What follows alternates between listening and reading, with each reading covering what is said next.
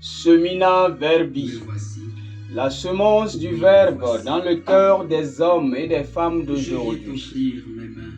Homélie du 5e dimanche du temps ordinaire, année C, par l'abbé Christophe Larré, prêtre du clergé diocésain de Dapong au Togo. La première lecture est tirée du livre du prophète Isaïe au chapitre 6, versets 1 à 2a et les versets 3 à 8. Le psaume 137. La deuxième lecture est de l'épître, de la première épître de Saint Paul aux Corinthiens, au chapitre 1, versets 1 à 11. L'évangile est tiré de Saint Luc, au chapitre 5, versets 1 à 11. Il approcha de ma bouche le charbon pris sur l'autel et dit: ceci a touché tes lèvres, et maintenant ta faute est enlevée, ton péché est pardonné. J'entendis alors la voix du Seigneur qui disait: qui enverrai-je? Qui sera notre messager? Et j'ai répondu: me voici, envoie-moi. Isaïe chapitre 6, verset 8.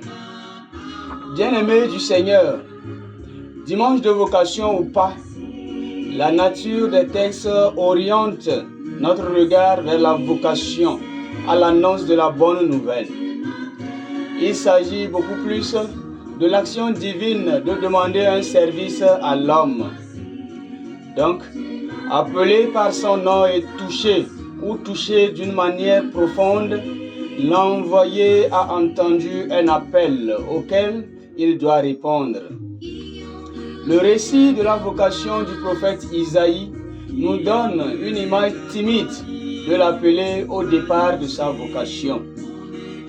Isaïe, tout timide et tremblant de peur de mourir après sa vision de la gloire du Dieu 3 fois saint dont chantaient les séraphins, il déclare avec désolation, je cite: malheur à moi, je suis perdu, car je suis un homme aux lèvres impures, et mes yeux ont vu le roi, le Seigneur de l'univers.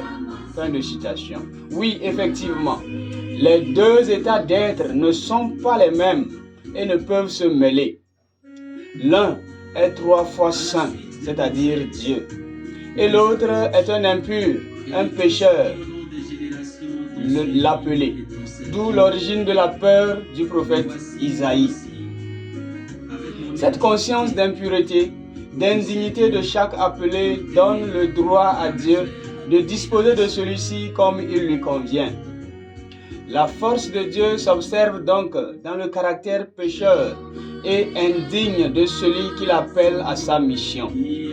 Plus l'appelé a en lui la conscience d'être un instrument insuffisant qualitativement, plus la grâce touche ses lèvres comme le cas du prophète Isaïe. Je cite: ceci a touché tes lèvres, et maintenant ta faute est enlevée, ton péché est pardonné. Fin de citation. Ainsi, à la demande du Seigneur pour savoir qui a envoyé, l'indigne, rendu digne par l'attouchement de ses lèvres, pourra répondre vaillamment: me voici, envoie-moi. Me voici, envoie-moi. De même, dans l'évangile, Jésus appelle Simon à prendre du poisson en lui demandant d'avancer au large et de jeter le filet. Celui-ci doute des circonstances de la pêche, mais malgré tout, il jette le filet et miraculeusement, il a pris du poisson. Simon sait que la bonne pêche se fait pendant la nuit. C'est pourquoi il dit ceci: Maître, nous avons peiné toute la nuit sans rien prendre. Cependant, il reconnaît qu'avec Jésus, qu'il appelle à faire la pêche, tout est possible. Voilà pourquoi il s'empresse d'ajouter, je cite: mais sur ta parole, je vais jeter les filets. Fin de citation. Autrement dit, je sais qu'à cette heure de la journée, il est impossible de prendre du poisson dans la mer. Mais parce que toi, le maître, tu me l'as demandé, je vais le faire et je suis convaincu que je vais prendre du poisson. Donc, Le résultat de la pêche n'est pas tributaire à la science de la pêche dont disposent Simon et ses compagnons, mais il est lié entièrement à la force de celui qui leur demande d'aller pêcher, Jésus. Donc, avoir du poisson dépend donc de Jésus. Ceci laisse voir la capacité du maître à faire fleurir la mission d'évangélisation avec des circonstances inappropriées et des personnes quasi incapables.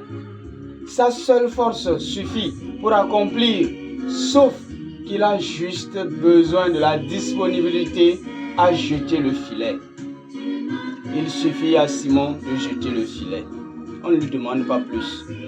Simon et ses compagnons ne comprennent pas comment le filet est rempli, malgré qu'ils aient lancé le filet en plein jour.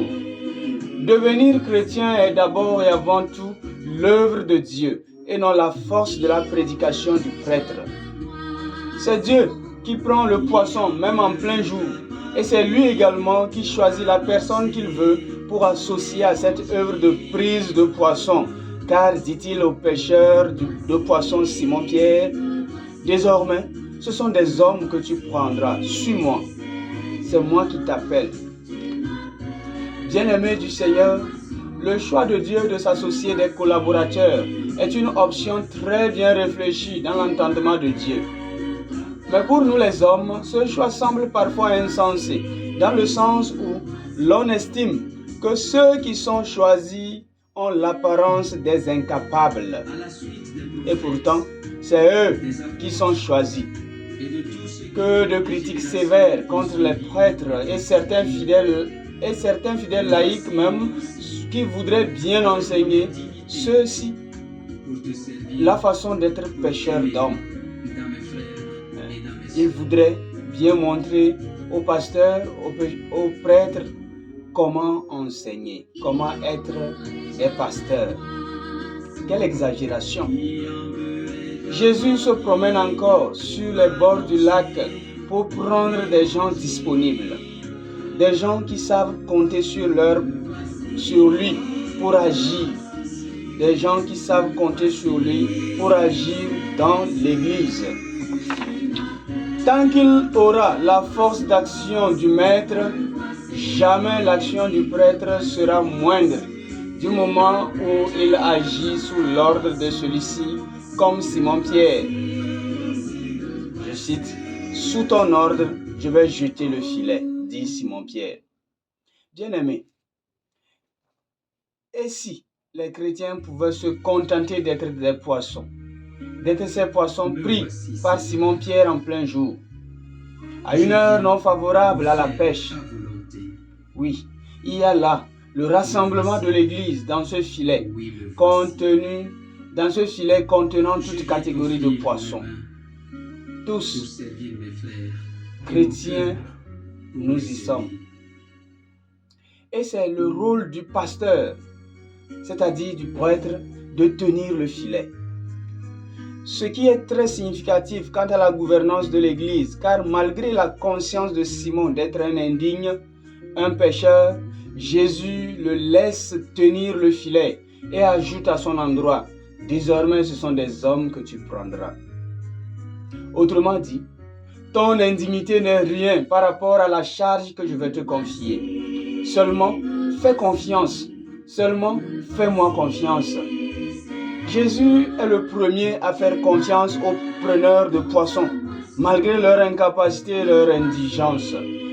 Voilà pourquoi il souhaite seulement une disponibilité à lui, une disponibilité à lui faire confiance en retour, une disponibilité à l'écouter dans sa parole proclamée et dans les services qu'il demande. Bien-aimés du Seigneur, laissons-nous interpeller par cette scène de la pêche miraculeuse qui montre comment l'Église fonctionne. On pourrait, s'il faille résumer le moteur de l'Église, dire un seul mot, la confiance. Oui, la confiance du Maître à utiliser les instruments insuffisants qualitativement. Et la confiance des apôtres à écouter ce que demande le Maître. Demandons donc cette grâce de la confiance en Jésus, puisqu'il nous fait confiance, soit en nous choisissant comme prêtres, ou soit en nous prenant comme chrétiens contenus dans le filet qu'est l'Église. Que la grâce de cette Eucharistie nous y aide. Amen.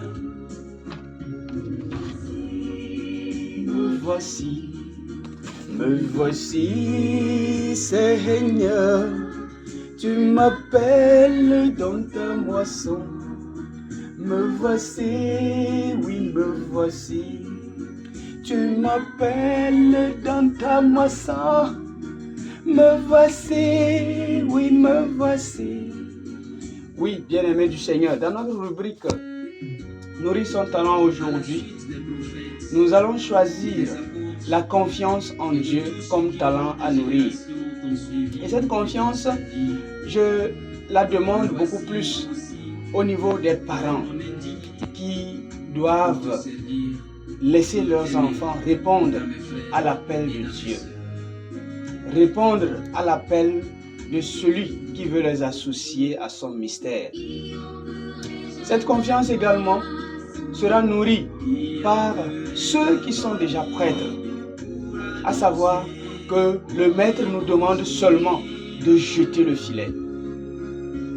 Il n'a pas souci de notre indigence, il nous demande seulement de jeter le filet. Ayons confiance. Cette confiance également est à demander au niveau des fidèles chrétiens, que les fidèles sachent faire confiance en leur pasteur, en leur prêtre, car Jésus le grand maître qui les a associés à son mystère leur fait confiance. Alors chers frères et sœurs fidèles laïcs, faites confiance en vos prêtres. Que cette Eucharistie nous y aide tous. Amen. Je viens pour faire ta volonté.